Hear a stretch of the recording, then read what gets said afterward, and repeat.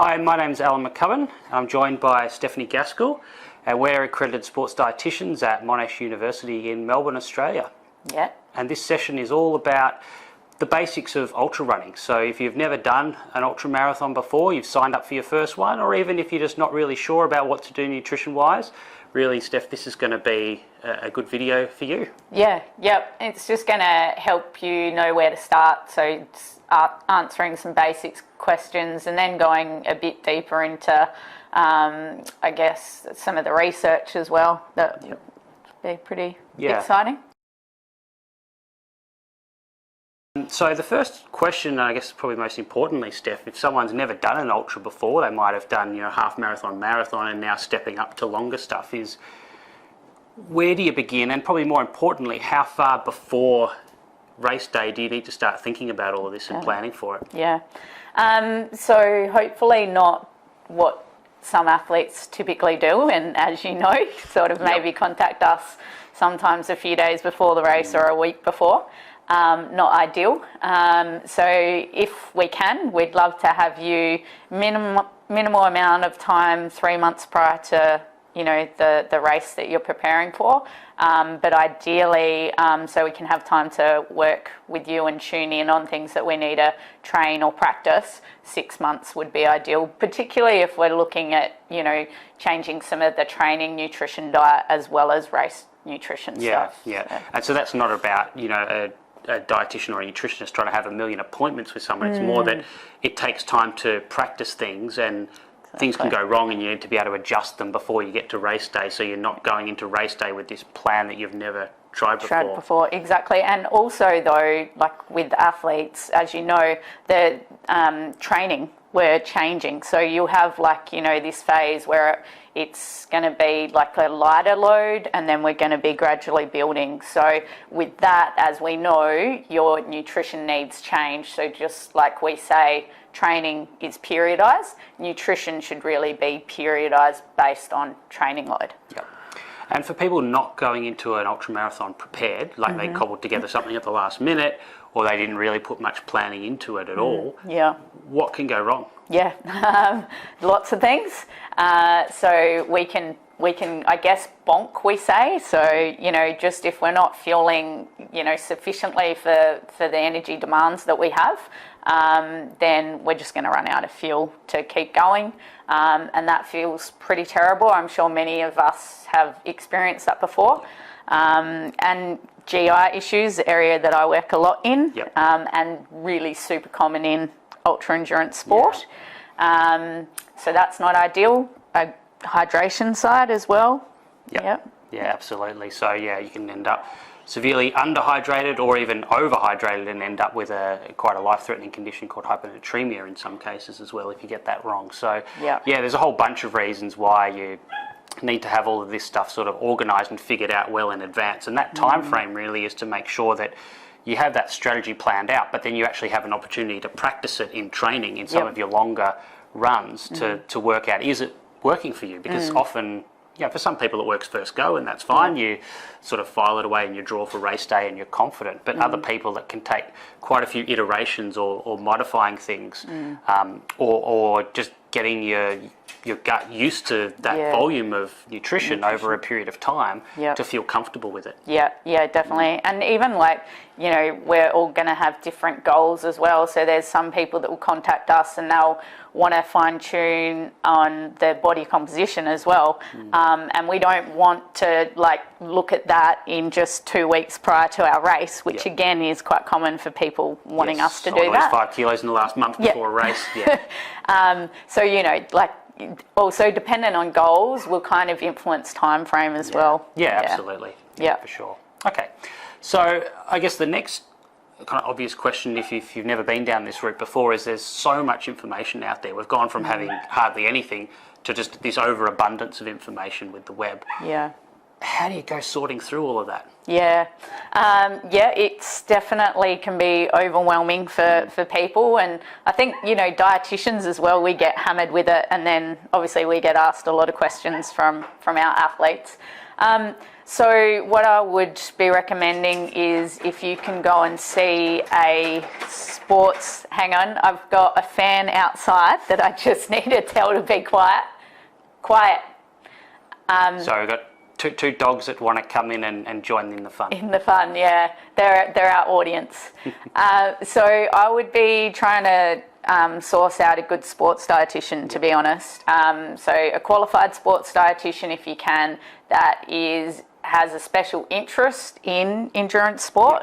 So ways you can look at that is Sports Dietitians Australia. You can actually go on their website and you can, type in the place that you're at and you can see the range of sports dietitian, what they practice. You can definitely see Alan and I. So that's Google Steph's name. Yep, Google Alan. Or also we do our research out at base, so at Monash Uni. So that's an option. Yep. Other places like New Zealand and UK, those places, where could they go for those ones? So New Zealand sort of falls under the same umbrella as Australia in terms of sports dietitians and the accreditation system, so you should be able to find them that way. In the UK, they have what's called the Sport and Exercise Nutrition Register, SENR, and that's a combination of both dietitians and nutritionists that work in sport. Yep. In the US, they've got CSSD, so Certified Specialist Sports Dietitian, and every country is going to have some variant on that. So I guess you're looking for nutritionists and or dietitians that have specific expertise in nutrition for ultra-endurance events. Yeah, and I think the other thing as well is, we're all pretty busy and we're busy with training, so sometimes it can be hard to go to the office for a consult. So online nutrition consults, I know you do them, I do them. I talk to people over in France, in Mexico, wherever. So that's another option as well.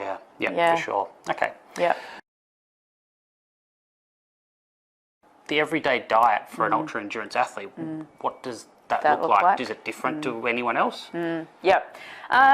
So, obviously with our training, we've got a higher load, so a higher energy demand, I guess, which will vary sort of day to day, because obviously in our training we're going to have days where we may not run or do much at all, or we just do a real light run, and then we're going to have days where we have double runs, so morning might be easy, later in the Arvo speed session, then we're going to have a mid-long week run. So with those changes, your energy needs are obviously going to change.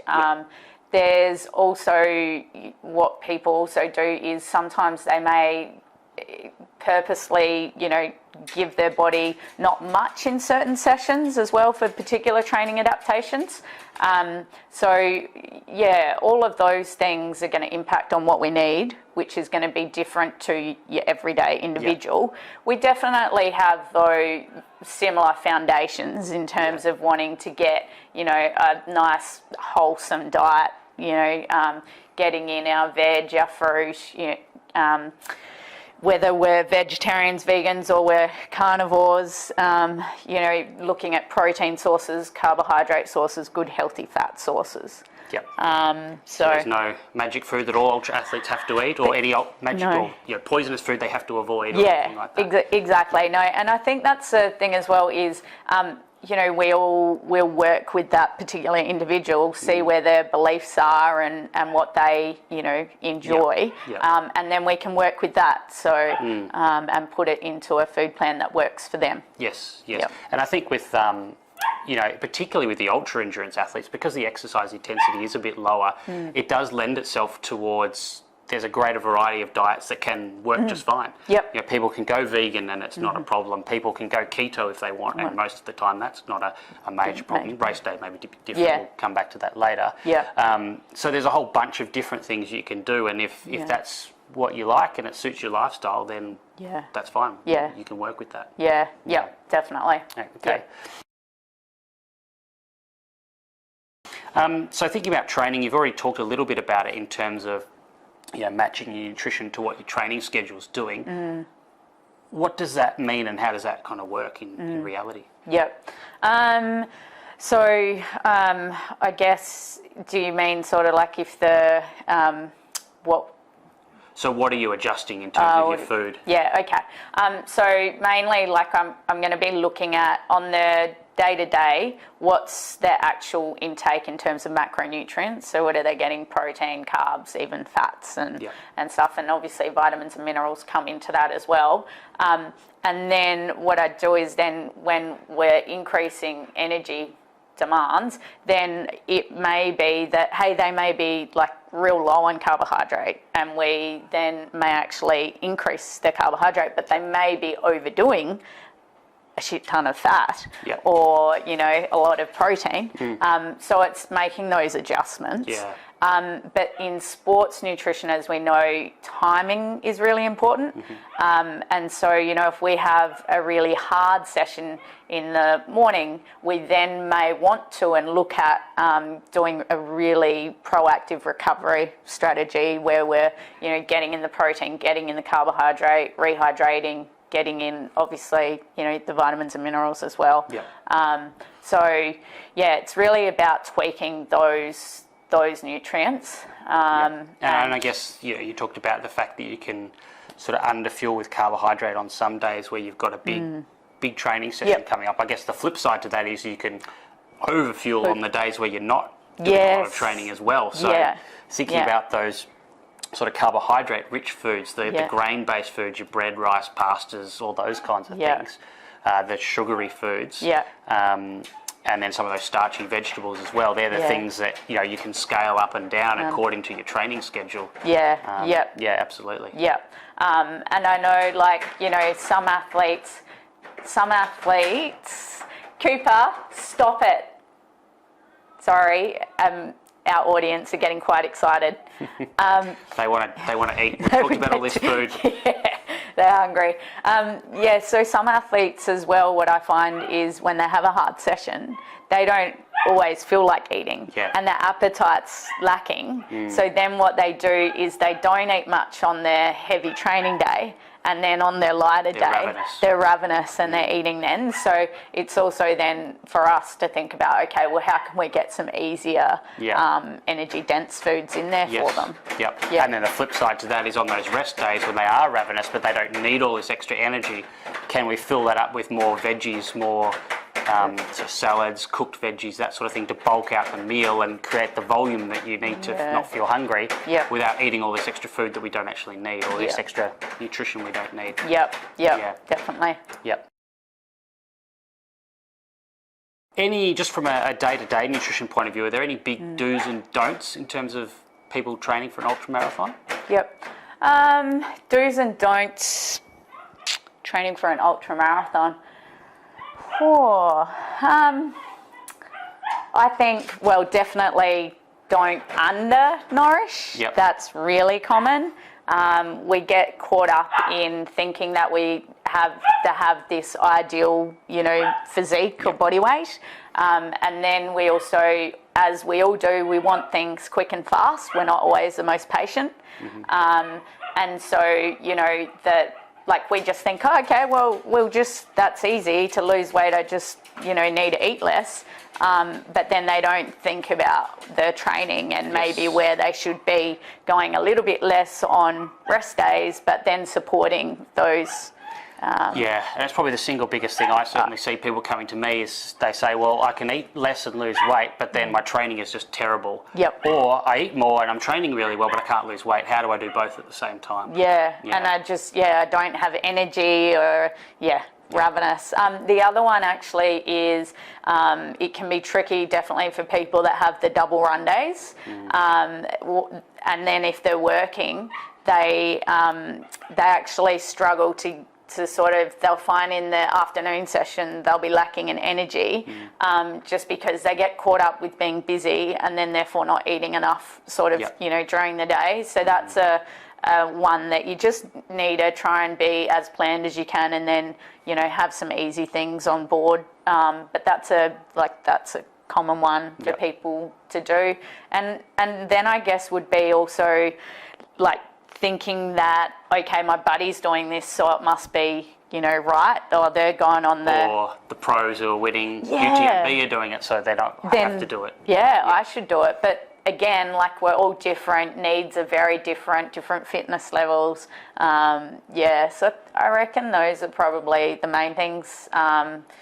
Thinking that you need to cut out foods or, just overdo that we think we can't eat anything more energy dense, like thinking that, all sugar and stuff is bad. I think some people take that to the nth degree. Yes, yeah, and confuse, I think, health with performance sometimes as well. Yeah, definitely. Yeah, that's actually a big one, where there'll be sometimes where we're changing someone's lead-in diet for a race, and it's not that we want you to do that in your everyday diet, but we're doing this for competition nutrition. Yep.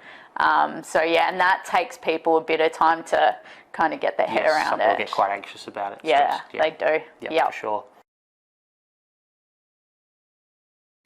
All right, so thinking now, Steph, about race day and I guess leading into race day, like the days before, do we need to do anything different in the days before a race, or is it just eat your normal diet and not worry about it till the morning of the event? Yeah. So that will depend on the particular individual, what their goals are. So there's a lot of people that will do these events for charity. Yep. They do it with friends. They'll do it just to see the surroundings and the scenery. And so they may be walking half or three-quarters of it compared to running, a large part of it. Then there's going to be your, the elites, or the people that are just trying to do PB, which is still challenging them and their body. So that will influence then if we do change our lead-in. So for the people that are doing it more for a bit of fun and for health focus, they may not need to change the lead-in diet, provided they have no gut issues and things like that. Whereas the elites, then yes, I would be looking at changing their lead-in diet. So is carb loading really a thing in ultra running? So I mean, obviously, if you go back to the 80s and 90s, carb loading was all the rage in marathon running. But is it still all the rage, and does it apply in ultra stuff? I say yes, it does still apply in ultras, because again, in ultras, there's times where we're going, lower intensity, but then we're really going, quite hard. Whether we're surging up hills, going solid down hills, we're depleting our carb stores. And we're also out there for a much longer period of time. So no doubt that we're going to be depleting those stores. And so what we want to do with the lead-in diet is I really want to get that athlete, that individual, rocking up to that race with their muscle stores full of carbohydrates, super compensated. We also know that with more carbs in our body, we're also better hydrated because carbs hold onto the water. And then, when we're trying to get in, because it's quite a reasonable amount of carbs, then we need to try and reduce those other nutrients that are going to just make it too hard to get through that amount of food. Because it can feel like you're kind of pouring concrete in your stomach just because of the volume. And you'll feel like you don't want to rock up to a race and feel real heavy and bloated. Or even, and I've found this, athletes that struggle to get to sleep the night before because they feel so terrible. So heavy. So we'd tend to try and look at reducing, amounts of fibre, too much protein, too much fat, and really try and make it pretty easy to get in. And so going for things like, in this situation, like your white bread, white rice, pasta, the white sugar, stuff. as a ways to get in carbohydrates, so really refined carbohydrates, and then not having very big portions of veggies, meat, fish, chicken, that kind of thing. This is not something you do on every day. You're not talking about healthy eating on a day-to-day basis. You're talking about a couple of days, maybe every 6 months or a year. You're not going to get diabetes from this in 1 or 2 days. It's just for this specific race preparation. Exactly. And I'd also just look at trying to not eat like too late as well before you go to bed and things. Give it time. Early. Yeah, start early. Don't get to 3 o'clock and go, oh, I need to carb load. Yeah. It's too late by then. Yeah. And don't think that's going to the bakery and, you know, getting pies and pasties as well. Because we're talking about hundreds of grams of carbohydrate. A lot of carbs. Yeah, and if you just try and do that from a pasta dinner, you're going to get nowhere near it. It's not going to happen. No. Yeah, and you'll probably end up refluxing it on race day if you're trying to get through a whole heap. Right. Yeah. Okay. So how about on race day itself? We've talked a little bit about this already in terms of trying to get you used to it. But if people are stepping up from like a marathon or even a half marathon to an ultra, they may not have had to really think too much or try too much to eat and drink a lot while they're running. So this might be something quite new to them, both in training and on race day. So if you're not used to eating or drinking a lot while you're running, how do you get used to it? Yeah. Train the gut. We always say your gut is an athletic organ, so we should be training it just like we train our muscles and things for the training load. We can't expect that we're going to be fine with getting in a whole heap of food just with doing it once. With everything, things take time and practice. So we know that we can train the gut to accommodate the extra gastric load, but we do need to train it, and that goes with the food. It also goes with fluid as well. And we need time. Initially, it will probably feel awful if you're not used to it, but you can't just be like, oh, no, that doesn't work for me, that's it. Of course, it feels horrible to start with, but you've got to just give gut time to adapt. And it's also the same with carbohydrate as well. You know, there's some people that could be have diets that are quite low in carbohydrate, and then the body's just not used to processing and oxidizing the carbs. So again, we need time to start to change that. Because the body will adapt to whatever environment you throw at it. Exactly. And so if you have a continuously low carbohydrate diet and then you feed a whole bunch of carbs, it's not going to be able to handle it. No. So building it up over time, I think, is an important message. And you always said, like, getting the body used to that volume of food. Like if you look at the competitive eaters and what they can do in terms of getting in 65 hot dogs or whatever. Clearly your gut can adapt to that, but you're going to have to practice, and that's why we said it right at the start of this video, minimum 3 months, preferably 6, because it's going to take this time, and that's not coming back to an appointment every week, it's just going out and training every week and doing it over and over again until your gut gets used to it. For sure. Okay, so once hopefully you've got your gut used to it, we want to get more in eating and drinking during an ultra. But there's a million products out on the market. There's gels, there's bars, there's chews, there's waffles, there's real food, there's baked potatoes, there's a million different sports drinks. Margarita gels. How do you decide what to use?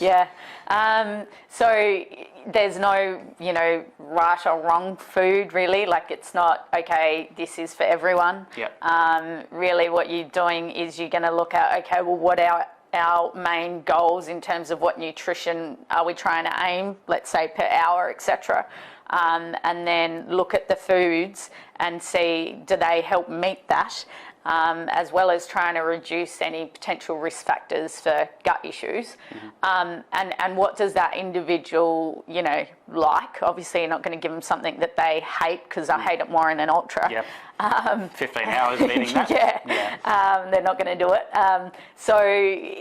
Again, work with the particular individual, work out if I've got athletes that are they can just drill super sweet stuff all the time. And there's plenty of us that just can't do that. And we have to alternate sweet, savoury, sweet, savoury. So it's really, just kind of individualising it and being mindful of what we talk about, flavour fatigue. So we're not getting sick of the same sweetness, consistency. So you were talking about, just gels as an example. I mean, there are so many different gels on the market. It's like, how do you decide which one? So, I mean, I think there's a couple or 3 things that I would tend to talk to athletes about. The first one is that some events will actually provide product on the course, and so that's something that you don't have to carry around with you, so that helps from a weight perspective. It means that you don't have to worry about dropping or losing product if you're taking your own specific stuff. There's always going to be backup ones available on the course. So if a particular event that you're doing supplies product on the course, it's always a good idea where you can to practice with that brand in training. So you're comfortable with that and you can just grab them off the aid tables and not have to worry, oh, is this going to work for me or not? Because you've practiced it and you know it works. And there might be some times where it just doesn't work for you for whatever reason, and you do have to still carry your own. But that would be one of the first things, is if you can, use whatever's being provided. If something is provided, then do that first. The second thing I would say is, like, particularly with gels, like the packaging. Some are really easy to open, some are really difficult to open. And what I find easy to open might be completely different to what you find easy to open. So it's really playing around until you find what works for you. And then the third thing is around the flavour and the consistency. So, I mean, you've already talked a bit about the flavour. You can get sort of more savoury gels or sweet gels, or just really strong flavours or really mild flavours. So that can be important. And I think in the ultra stuff, generally what we find is less sweet and more mild flavours tend to go down better. So less stuff, and there might be stuff that you do fine in a half marathon or a marathon, but when you get to an ultra, it just doesn't work for you. So as a general rule, the milder stuff generally works better. And the other thing is the consistency. So some gels are almost as thick as toothpaste, whereas others are almost as thin as water. And that can make, people have personal preferences around that. But again, I would say as a rule of thumb, the milder flavours, but probably the waterier consistencies generally go down better for ultra people, just based on feedback. Exactly. And or a mix, like, as well, like sometimes the people say, oh, that gel's like, it's bulkier, so it's going to take up more room, but then you do a bit of a mix, so you might have some gels that are a bit smaller, and then others, that are a bit bigger. And some people will squeeze them into a water bottle and dilute it with flask. water. For sure.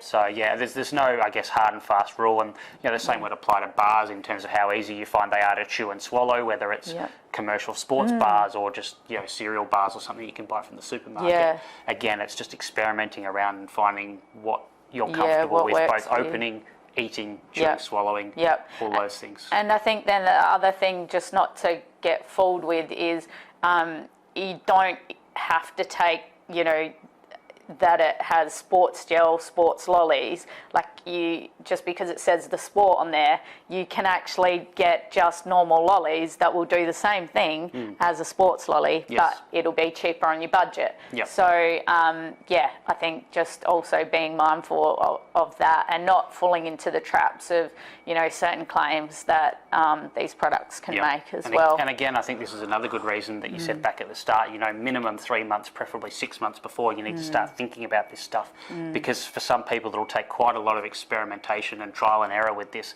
to find what's going to work for them. And there's no sort of perfect recipe or something we can just hand you a sheet of paper and it's going to work for everyone. So I guess the final thing, any other sort of tips or real do's or don'ts for race day specifically? The main thing, I think, don't just follow what other people are doing, what your peers are doing, what your coach says.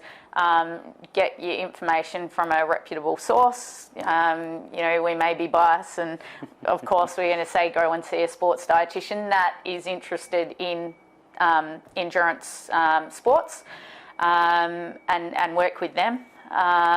The other thing as well, don't believe everything that you read or claims. We can get a lot of information now. It's pretty easy. A lot of people can call themselves a nutritionist. It's not regulated that well, but some will have no idea what they're talking about. So again, just really try and find a source that is trustworthy and has the education.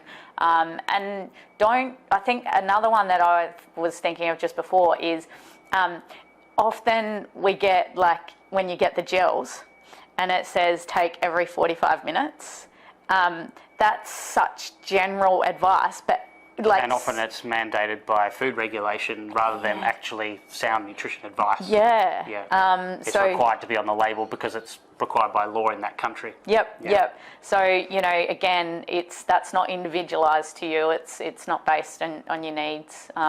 So, yeah. So and then they're probably the don'ts. Don'ts, I guess the do would be have a plan. Yes, definitely. And but the other thing would be probably be flexible. So if things aren't going as you expect, don't say I have to rigidly stick to this plan. Yes. Expect that things may go wrong. Expect that you might have to adjust things on the fly. Yeah, definitely. That's part and parcel of ultra racing, and it doesn't matter whether it's blisters in your shoes, gut issues, other clothing issues, or a headband that's not sitting right or whatever. There are things that are going to go wrong, and nutrition is a part and parcel of that. Huge part of it. And then the other final do would be, have that plan in place well beforehand, having had good practice at it, and be confident going into the race that you know what the plan is, know that it's going to work for you, and you're going to tolerate it. It's going to help you just go in with more confidence. It's one less thing that you have to be worried about. Yeah. Spot on. Yep. All right, so that's the end of this video, just introducing ultra running and some nutrition considerations, but we're going to have 3 other videos, one around carbohydrate and gut issues, one around hydration and cramping, and one around multi-stage events and also the self-sufficient events where you've got to carry your own food and fluids with you. So check those ones out as well. Cool, thanks.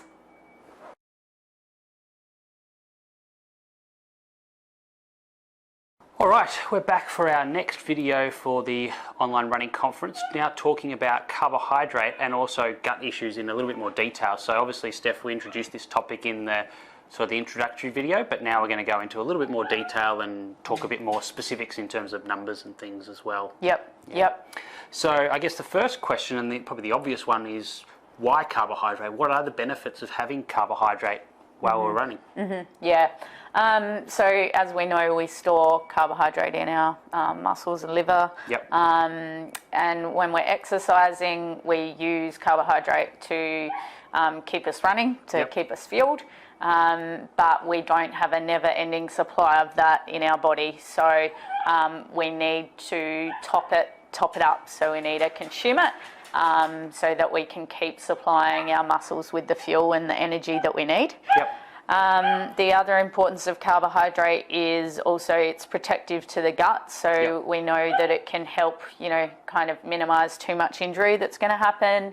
It also can help with blood flow to the gut as well, which is also important. And it's also carbohydrate, I think, also just in training, it's good for immune health. If we've got higher training loads where our immune system is, stressed, we know that carbohydrate can help with that. Yep. Yeah. Okay. So I guess more looking at the running specific side of things today with carbohydrate.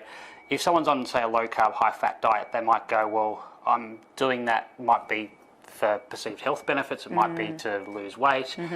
Some people will do it because they get gut issues and they say, well, if I go on a low-carb diet, then I don't have to eat and drink much during or just drink water and not have to worry about consuming any carbohydrate during the run, and I won't get any gut symptoms. What do you think about that approach?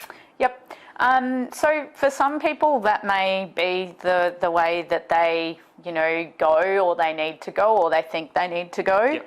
I know for some it just hasn't worked for them and they've given a real good hard shot and like really specific. So I don't think that that's, the answer for everything. Yep. I would always encourage someone, first of all, if they do have, gut issues, to actually get it properly checked. Yep. So, whether you see, obviously I'd go and see the medical practitioner and rule out, any underlying conditions.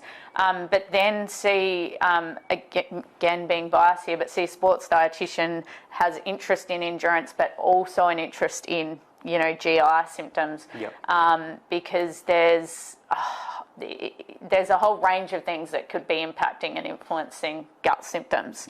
It's a pretty new area in terms of research, isn't it? In terms of unpacking what causes these sort of gut issues and also what is going to be helpful or not helpful. Really, that's probably only the last 5 or 10 years that research has really come about. It's probably not common knowledge per se yet, and a lot of people are still sort of doing trial and error.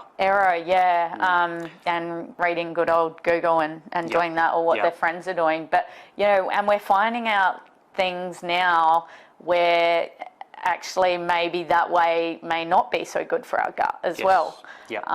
So that low carb approach that a lot of people are using to avoid symptoms, I mean, some of the research at Monash where we work has suggested that actually it increases the damage to the lining of the gut, and that particularly over a longer period of time, and particularly in hot conditions, can really increase the risk of gut issues, and actually some of the nasties, the bacteria and the products that the bacteria make in your gut actually getting into your bloodstream and causing an immune response, and that's not good at all. Not ideal. Not ideal. Okay, so we think carbohydrate's important, one from a fueling point of view, but two to protect the gut during particularly the ultra endurance stuff. How much carbohydrate are we actually talking? Are we talking like 10 grams an hour, 100 grams an hour? How much? I hate to say it, but very individual. Everyone actually can oxidise fuels differently, and that can be based on our day-to-day diet and what we're used to, our fitness level as well. So again, it's like what I would tend to do is obviously see what that individual is doing. What is their day-to-day diet? Do they have much carbs in there? What are they doing, you know, fueling-wise? Are they doing anything? And then obviously if they're not doing much, then you're not going to shoot them up to like 60 grams of carbs an hour or so. You'll gradually increase it. That's about that gut training. The gut training, and then also it's dependent on what the goals are for that individual. They may not really want to load up on carbs because they're not going to be burning through it. Individualised amounts, really. And in terms of that gut protective effect you talked about before, is there kind of a minimum amount we need to achieve that? To get that? Look, so the research that has been done, they looked at getting, was it 15 or 20 grams every 20 minutes of carbs from memory.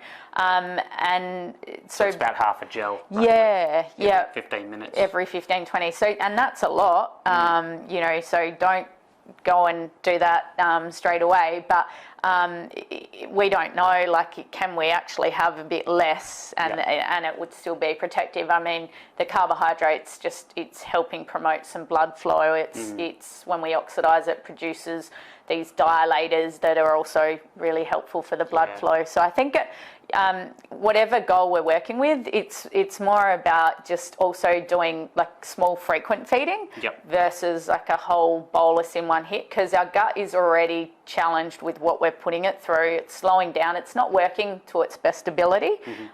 We don't want to give it a whole big hit of something to try and work through all at once. Much better to do it, you know, gradually. So, I mean, I guess that's a strategy that a lot of people do, is they say, I have nothing for the first hour and a half or first 2 hours, and then I'll start feeding. And maybe that's not the best strategy. Or they'll rock up and they'll just like get to the checkpoints, and then they'll stuff themselves at the checkpoints, and then like 20 minutes into the run after the checkpoint, they're wondering why they're not feeling so good. Exactly. Okay. So we talked a bit about the gut training in the previous video. Is there anything else you wanted to add here? With the gut training, not really. More so just, again, dependent on what we're working out for you, just we need to train it. So it takes time. And we don't really have that known protocol for what this is going to work beautifully for everyone, but we do want that time to do it, and I try and also with that gut training actually try and do it in some different sessions as well. Like I try and get athletes to do it in some easy runs, then some harder running, some hill running, and then actually the other thing is our research just recently with we looked at if there's differences in symptoms when we're running day versus night. So I'd actually also be looking at doing some training for the evening as well as morning. Those sort of ultras that are going to run overnight. Exactly. Yep. For sure. Yeah. Okay, and I think that sort of gets to that question of how much carbohydrate too. As you said, each person's ability to tolerate it and use that carbohydrate is going to be quite individual. So there are a lot of guidelines out there that are based on research. So you might find some sort of trustworthy sources of information, and they might have a blanket recommendation like 90 grams an hour or something like that, which for some people that'll be fine, and it was in the research, which was done in fairly high-level cyclists, not in runners. So I think that's an important distinction. But that's clearly not going to work for everyone, and anecdotally we find that if you just apply that guideline for everyone, it goes pear-shaped quickly. And I mean, at the end of the day, that's why it's called a guideline. It's not a rule, it's a guideline. It's a starting point. And really that's probably the upper level rather than something that everyone should be trying to do straight away. Yeah, definitely. Like we know from some of the research we see with ultra endurance that typically around this sort of 45 grams of carbs an hour is usually like going to be better tolerated, and a reasonable amount to be getting in. So you know, that might be where people initially try and work towards, and then they kind of build from that. And there are published examples of sort of more of the elite ultra guys going up to 70, 80 grams an hour. But that's probably not for everyone. And unnecessary for a lot of people as well, particularly if you're not trying to break course records and all that kind of thing. They're just making their pack heavier. Yes, exactly right, if they're going to carry it. All right, so we've talked about the different types of gastrointestinal issues, but how common actually are they during ultra endurance exercise? So during ultra, very common. So consistently for severe symptoms, we see over about 60% of participants that get the severe symptoms. And then, you know, just in an ultra itself, 80 to 90% of people will experience some level of symptoms, which can be more mild. So like just a bit of gas or a bit of burping. Exactly. So it's not going to impact too much on their performance, but definitely those that are severe, that can, you know, be things where they're, you know, just vomiting, not able to keep things down, and also could be more severe where they're getting things like a colitis, which is more rare, but it can go to that level if we don't take things seriously. For sure. And so if people are experiencing these kind of symptoms, whether it's at the mild end or the more severe end, and they're sitting there going, how on earth did this happen to me? How do I figure it out? What do you actually do to try and figure out what's going on? So again, just check if there's any day-to-day issues, any day-to-day symptoms. If there is, get it checked first medically.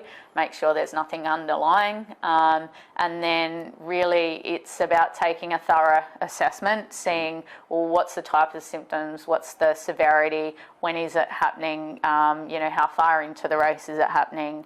And then you're looking at the, you know, lead-in diet and their during race nutrition strategy if they have one. And then there, when we look at gut symptoms and what can influence symptoms, we know that there's a number of causal mechanisms. So it's not as easy as you telling me, hey Steph, I've got nausea, what do I do to treat it? And me saying, oh, just take this food out and you'll be right. There's not that clear one-on-one link. It's not a clear one-on-one. Nausea could be caused by this in one person, but something completely different in another person. Exactly. Or, you know, you can have the one sort of issue that causes nausea in some people, but diarrhea in other people. Exactly right. Everyone's gut is different, how their body's functioning and managing that stress is very different, how we thermoregulate is different, how we process things. And all of these different factors that cause it, they're complex and they kind of overlap with each other. It's not simple. And it can be combined as well. So we have the luxury of having a lab where we can do, you know, gut assessments. So we can get real nitty and gritty and we can do bloods and check fuel oxidation and absorption, a whole range of things. And we definitely see people that may actually end up needing that because they've tried the other way of trial and error. But there's going to be a heap of people that it's just not practical for them. They can't afford it. It's not that serious for them to go that far. And so then that's when ideally you're working with a sports dietitian that has a special interest in this field, And then that's when, they'll be making an assessment of what you're doing, and then they'll perhaps get you to simulate some things and get you to test a few things outdoors in the environment. And then some of that feedback can be used to then start to develop a plan. Yeah, and I think a nice rule of thumb here is, and the more modern term in this field is exercise-induced gastrointestinal syndrome. Yep. So if you speak to someone and say, are you experiencing the assessment of exercise-induced gastrointestinal syndrome? Yep. And they know what you're talking about, then chances are they're a good person to speak to. Yep. And if they have no idea what you're talking about, chances are they're not a good person to speak to. Yeah, exactly. Yeah, and I mean, that term came from some research done where we work at Monash University, not by us personally, that preceded our time there. Yeah. But it is fairly new research. It's only been around 5 or 10 years to really understand what causes these gut issues. Because prior to that, and even now, still most people out there, it's just trial and error. Yeah. They're just saying, let's try this. Did it work? No. Let's try that. Did it work? No. And the problem is with that kind of approach is that often by taking one thing out at a time, that might have been relevant, but because you didn't do this, this, and this. Yeah. You've still got problems. So you're taking things out and going, oh, that didn't work. Yep. And so it's really hard to drill down unless you literally remove all of those factors that influence gut issues. Yep. Yeah, and I think we spoke about, really we want to be focusing on those primary causal pathways, the big crux of it, versus what many of us can focus on or people tell you about. It will be just focusing on the secondary outcomes of those causes. Yep. So just to explain that a bit further. So the primary causal mechanisms are the things that are going on in your body that lead to gut problems. So that the main two are a lack of blood flow to the gut and basically the body's normal stress response through the nervous system. But if that's amplified more than normal, one of the natural stress responses in the body is to shut down the function of the gut. And so basically things don't move through or move through a lot more slowly and also don't digest and absorb as well as they would otherwise. And then the secondary outcomes would be people that say, oh, hey, use glutamine because it helps with reducing permeability. So it's essentially saying, I'm doing damage to my gut. I'm going to try and then make that damage a little bit less. It's sort of putting a Band-Aid over it rather than saying, hey, can I do something to stop the damage from occurring in the first place? Exactly. That's where we're definitely going to get the biggest bang for the buck back, and probably be cheaper for us too. Yes. And so I think that comes to the last point, which is, okay, I've got these gut issues, how do I solve them? And I guess the first thing is you need to know what's causing it before you can put a solution in place. Although, as you said, with the gut assessments, that's not always possible because our lab in Melbourne, as far as we're aware, is still the only one in the world that does it. So then it is a little bit of trial and error, but I guess it's then looking at the things that we know are more likely to work and maybe implementing all of those at once and then peeling things back to find out what's going on. And interestingly, the things that address those primary causes, as you said, are not the fancy pills, potions, supplements. They're the things that generally we know don't work. It's basic things like making sure you have carbohydrate while you're running and having it frequently, which we've already talked about.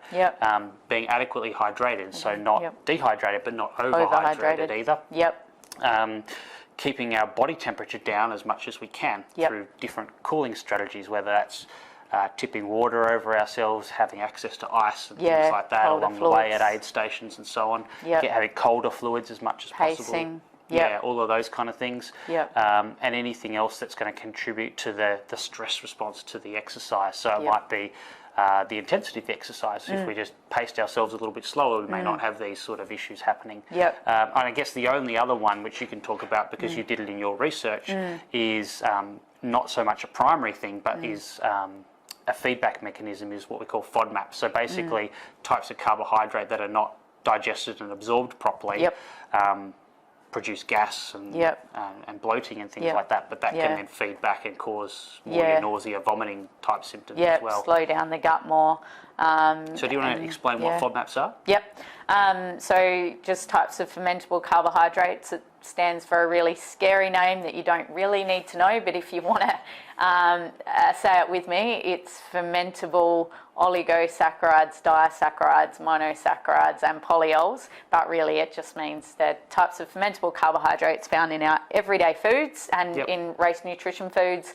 Some of us don't absorb it very well, but also just we might be fine with it on a day-to-day basis, but when we're going through that exertional stress, we know that we're already impairing the gut. It doesn't digest things as well. It doesn't absorb things as well. So then putting a whole heap of carbohydrates that aren't absorbed all that easily can just end up in that latter part of your gut where we are just fermenting it, and this can contribute to symptoms such as the bloating, the nausea, stomach pain, loose bowels, like a range of symptoms. And so we found that reducing people's intake that had no day-to-day symptoms but had symptoms during racing, doing that 24 hours before, we found the severity of symptoms was much less than those individuals that consumed a normal or a higher FODMAP diet. Yep. And so if people want to know more about FODMAPs or what foods contain FODMAPs, probably the easiest way is to Google Monash FODMAP. And that's not us, that's the gastroenterology department at Monash University, because they invented the term FODMAP. And they've got a whole bunch of resources and information on their website which will explain all of that to you in a lot more detail. And just make sure, like ideally, like I would try and see someone that has knowledge in that area versus you just trying to do it yourself, because many people end up cutting out a lot more than what they need, and we just also obviously need to be mindful of needing to give you enough energy and fuel and nourishment to get through these events. So that's a big thing.